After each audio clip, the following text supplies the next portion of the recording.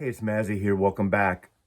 Here's a preview of some music, some records coming out for Record Store Day Black Friday. There are some people that just say there's Black Friday, it's a cash grab, there's nothing to see here, but there's always something great on Black Friday. Now, the records I'm going to show you are a preview. These were sent to me by a handful of labels to preview, and I've been listening to them interspersed with records I've been buying over the last month. These are soundtracks, soul music, and jazz, and everything related to that. So no rock and roll this time, but I'll probably pick up a few things myself on Friday. I like the camaraderie. I like meeting people and hanging out. So I have a good time. Those of you who kind of are down on it, don't do it. Now, the first one is seriously the one I've wanted the most. And I was fortunate enough, Rhino sent it to me. This is the only Rhino in the pile here. And this is a quirky title, and this is a title not for everybody. This is the Carl Stalling Project. Music from Warner Brothers cartoons, 1936 to 1958. Why did I want this so much? Because I have both volumes of the compact disc that came out in the 1990s. The original cover was designed by Tom Rochon, who has become a friend of mine. I knew him virtually when he worked for Warner Brothers, and then he worked for Capitol Records. Did a lot of great album cover designs. But this is about the music. Now, those Warner Brothers cartoons, there were 2 CDs back in the day, and obviously this is a double album that emulates, that is the music from CD 1. Hopefully, if this is successful, they'll do a volume 2, a next Record Store Day maybe. And I just think, look at this orchestra. Warner Brothers back in the day, you know these songs, and you know the theme song.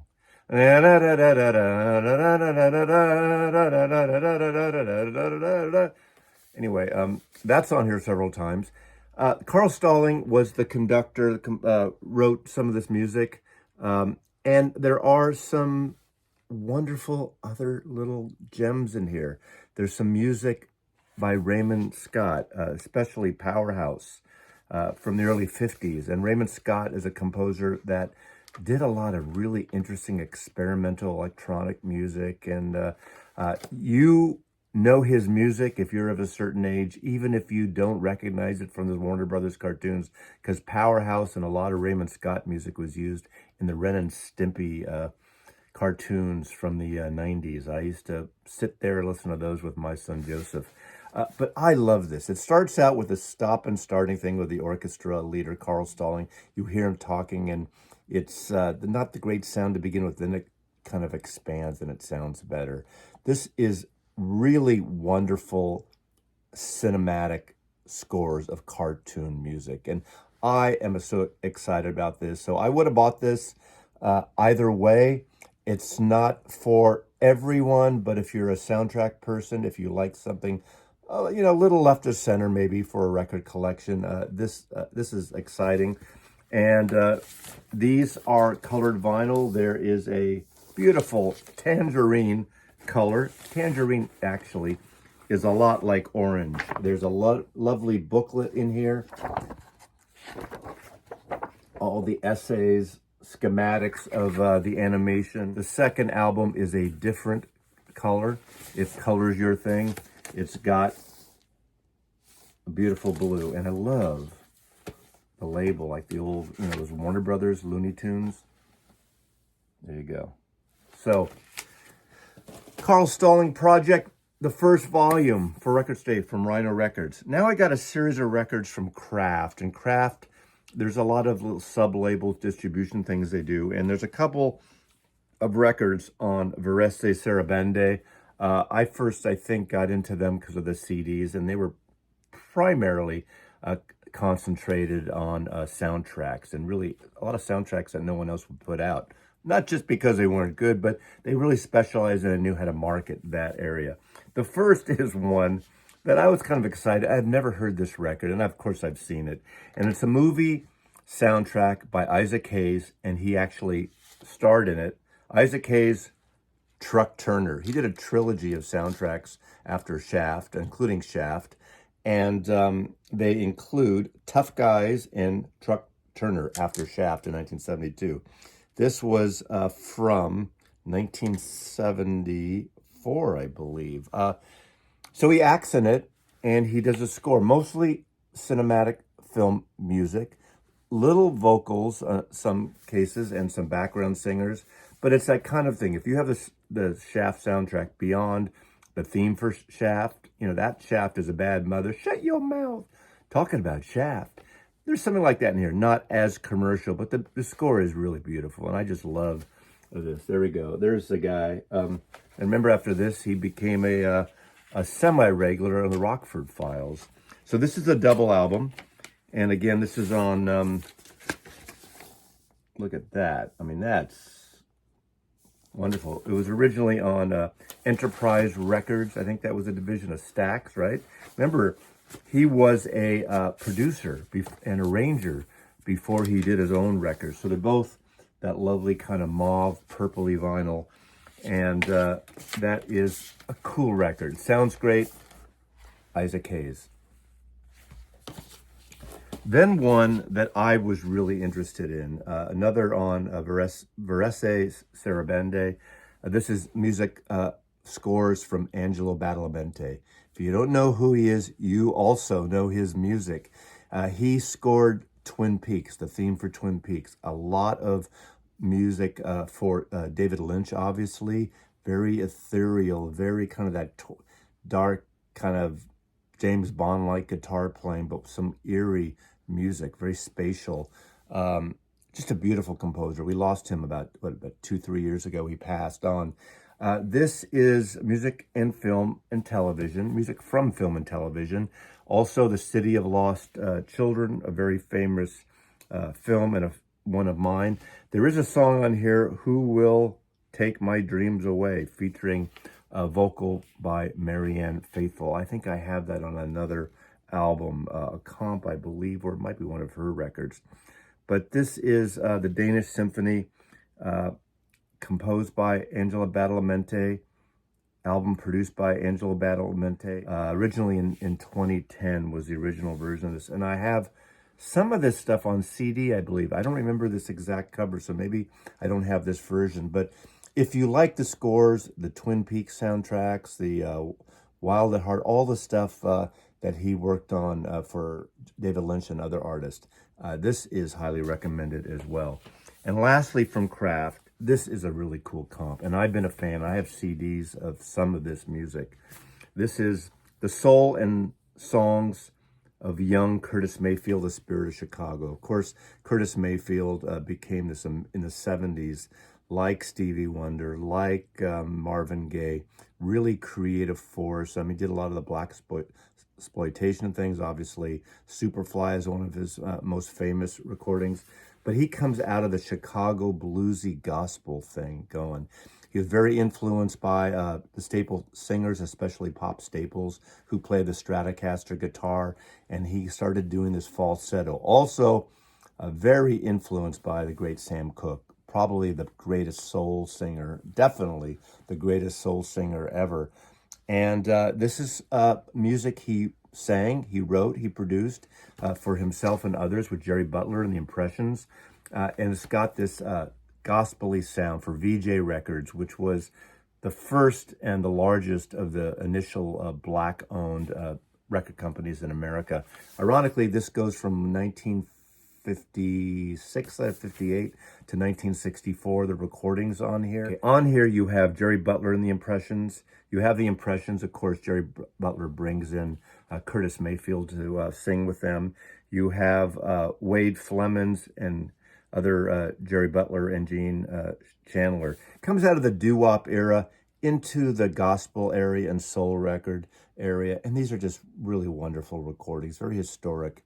And I just adore this music. And there's a whole essay on this period of time where Curtis Mayfield, you know, really kind of matured as a songwriter and a producer.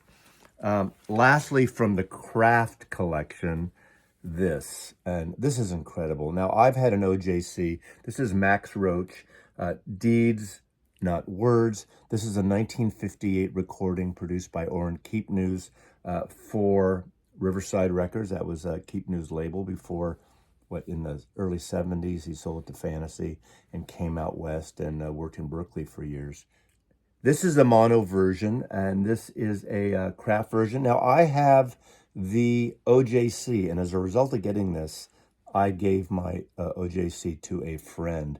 I would say this is better, but not by a great margin. My OJC is from the 1980s, but Kraft is doing these great reissues of OJCs, and they're fantastic. They're doing their single batch, single origin blend also of some jazz records. In fact, they have a Bill Evans coming out that I would like to hear. I have a What do I have? I have a double 45 of that, which I'd rather have the 33. But this is really obviously a percussive jazz record with Max Roach, Booker Little on trumpet, George Coleman on tenor, Ray Draper, and Art Davis. Good sounding record, very percussive, obviously, coming from a drummer's point of view, but it ain't all drums, and the drums are killer on this record. I love the cover.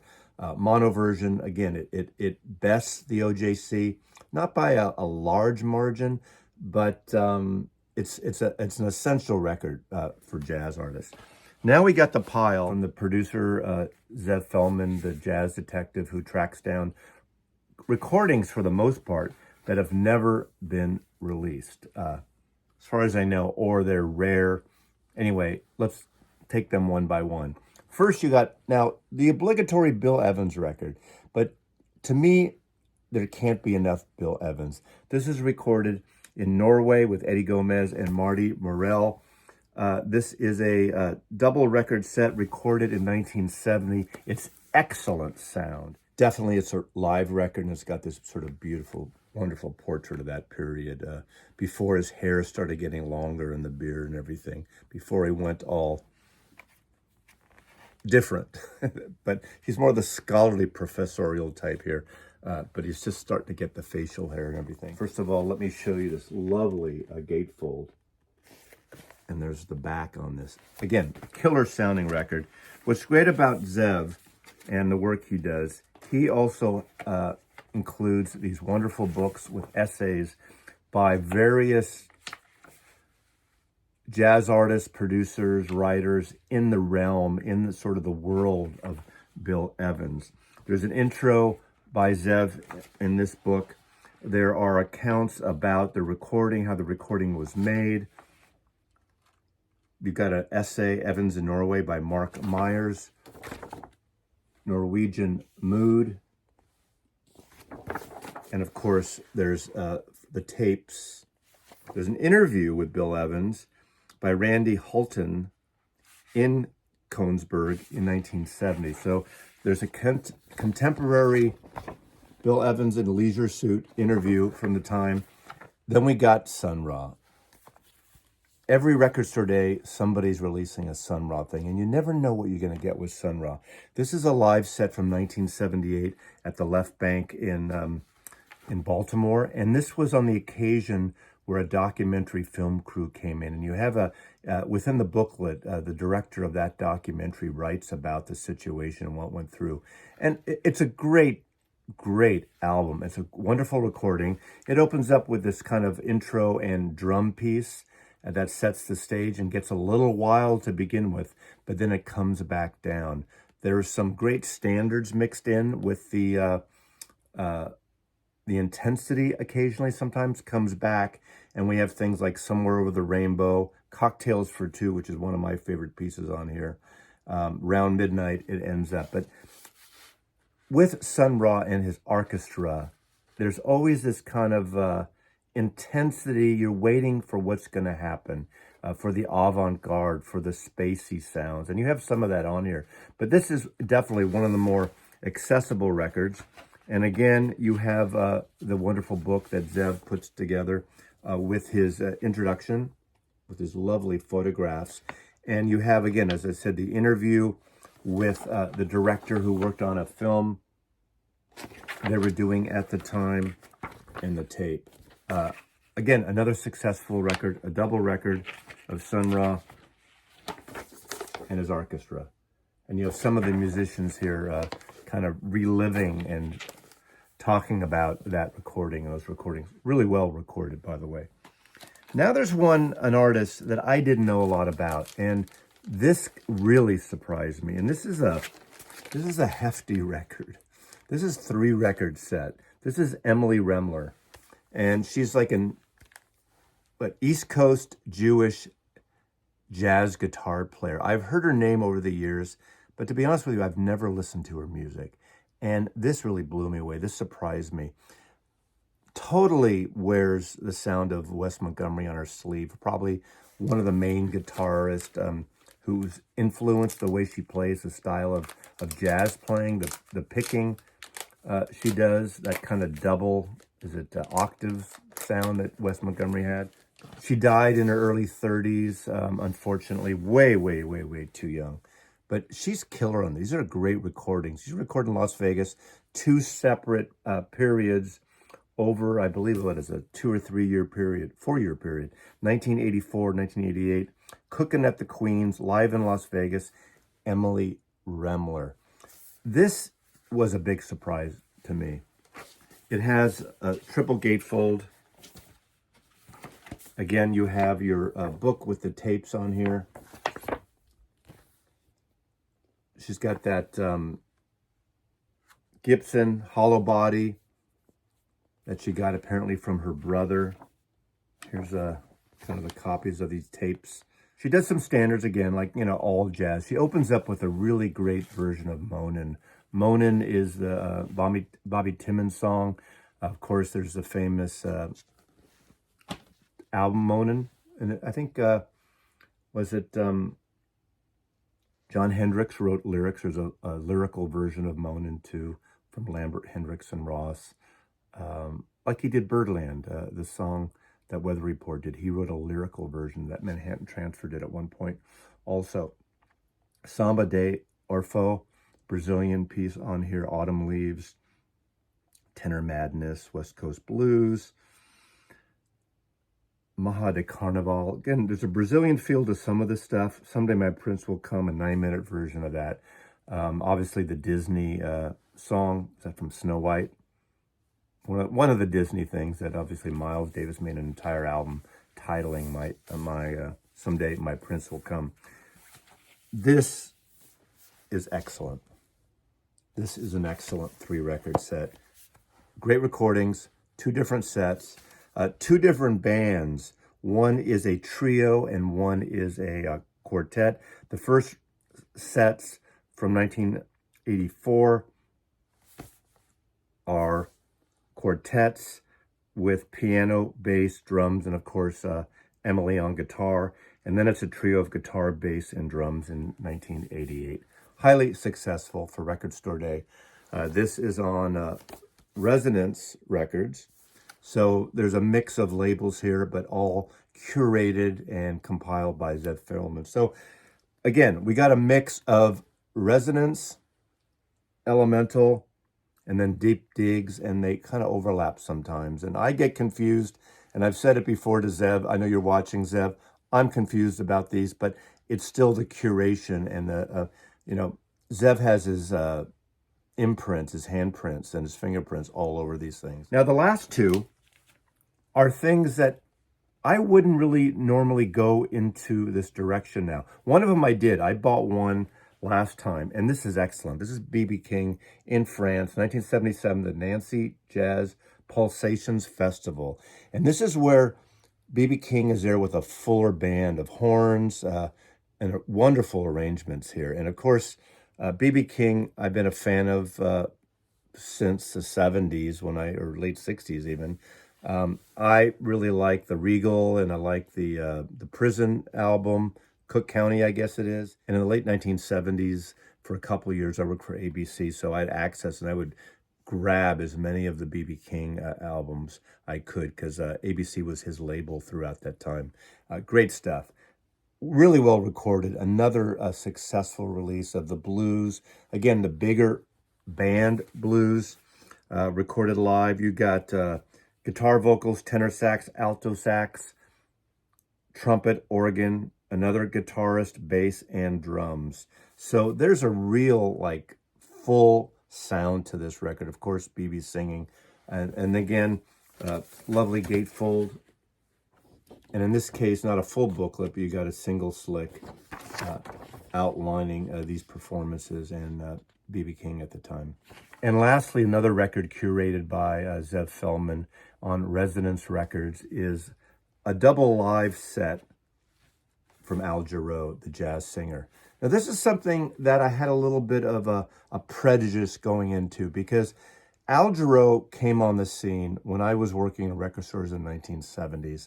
And there was a period of time in the, around 1974, 75, 76, that there was a group of jazz artists that crossed over to the middle of the road thing, to pop areas.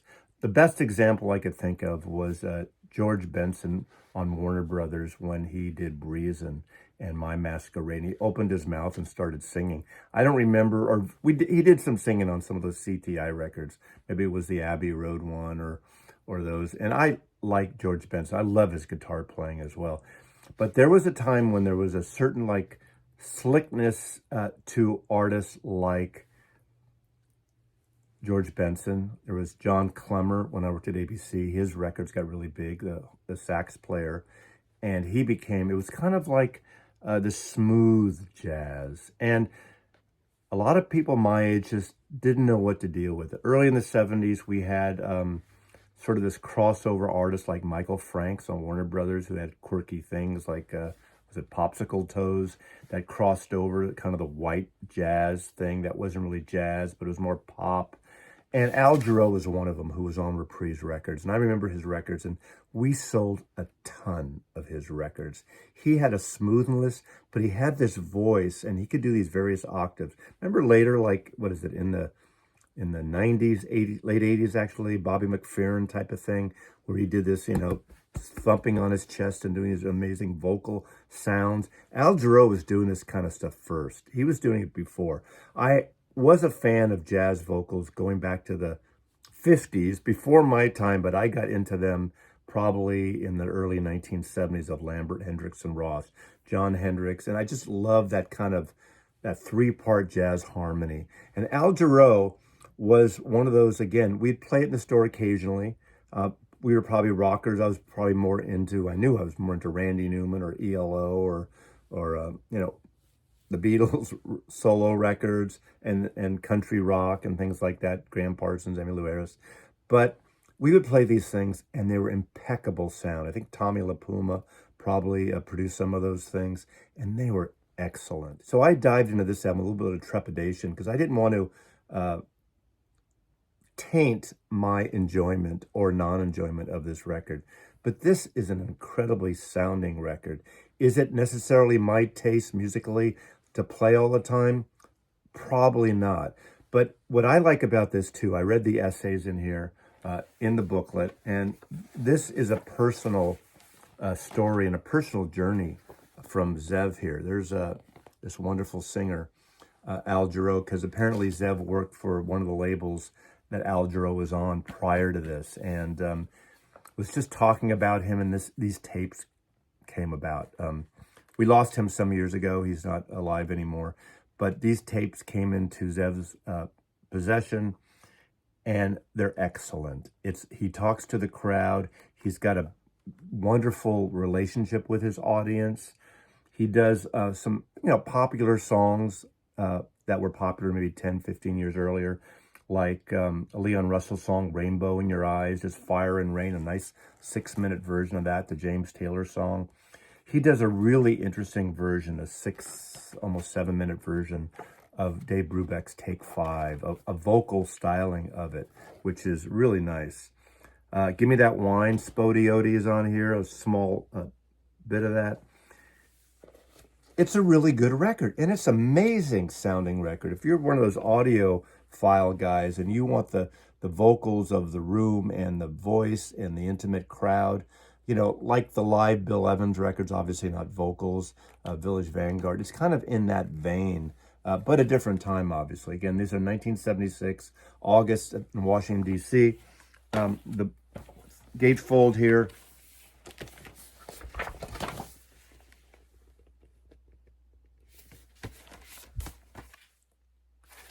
While I was listening to this record, I was reading the booklet here from front to back. And what I really liked about it was the presentation of remembrances by other vocalists and other artists, because Al Jarreau really influenced a whole generation. Some of these are before Al Jarreau, obviously. Like there's a remembrance here from Diana Warwick talking about him. There's Dee Dee Bridgewater as well from several interviews here. It really kind of expresses how he was a unique jazz stylist, a unique jazz vocalist. And again, this is a really interesting record. Amazing performer. I've seen videos of him, but I never saw him live, during that period in the 1970s when those reprise records were selling a ton. And that segment of jazz, of pop jazz, of smooth jazz, it's a different crowd than I was immersed in. So that's a record that comes to me with a little prejudice in mind, but I was bowled away by it. It was really a great listen. So thank you, Zev, for that, and thank you, all these labels. And these are just a taste of what's coming out on Record Store Day. What am I interested in? I did a preview of some things. You can look back on that. Maybe I'll click that at the end here so you can kind of click through if you want to watch that. So Record Store Day, Black Friday, just enjoy it. Again, thanks for watching, everyone. I really appreciate it. Mazzy loves you.